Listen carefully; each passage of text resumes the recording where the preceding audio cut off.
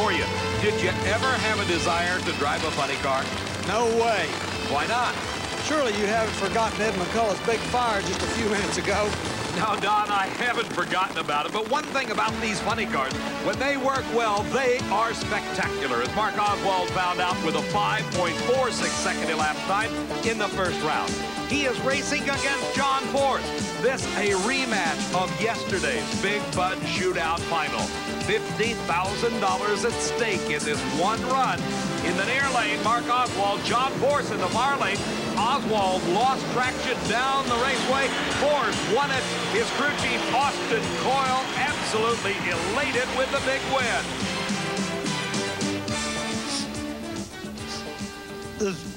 This ain't time for this here. Yes, it is. You were beaten in the final last year. Everybody knew how badly you wanted, and you've done it, John. You've done it for your crew, for yourself. My sponsors, my crew, my wife, Austin Coyle, baddest person I know, and all them people up there. I love all of you. John Force going for the double. If he could win today, it would be a $100,000 weekend. Mark Oswald has the lane choice by virtue of lower elapsed time in the previous round and put Force over there where Ed McCullough lost an engine just one race ago. A good start for both drivers. Oswald begins to pull away, and Oswald puts away John Force and advances to the semifinals. 5.55 seconds, his speed 260 miles an hour. On the starting line, our next pair set, this is Eric Reed. Alongside of Reed on this quarter-mile racetrack is Johnny West. As these racers continue their burnout procedures, let's go to Steve with Mark Oswald. Right now, Mark Oswald is far more concerned with win lights than he is the times it takes to get them. But that was a 5:55. Yeah, we're pretty happy with that. You know, he did the day. It's hard to run like that. That deal this morning, you know, was just an excellent run. Everything worked right. We're just happy to stay consistent, try to put the Thunderbird in the winner's circle. It's got a little hotter, a little more humid. That doesn't hurt. Doesn't help, brother.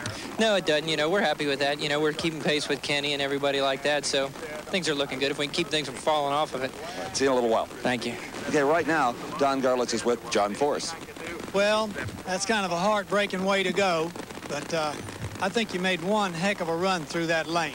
Yeah, she was slick, and Cole made a few changes up there, and it showed. We were happy that the performance come back, and the car came back and ran 60s again, and we were content with that. You bet a 568 with a massive oil down that was speaks highly of your driving, John, and the NHRA's cleanup crew.